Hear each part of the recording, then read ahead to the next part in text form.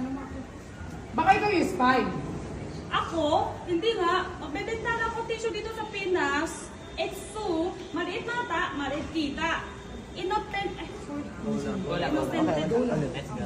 Innocent ako.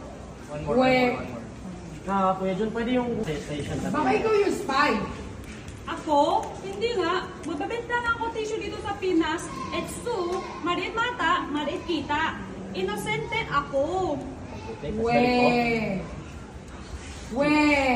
Di nga.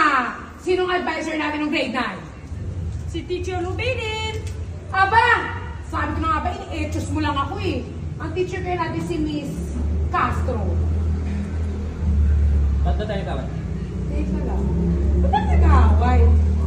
Basta, Hindi tayo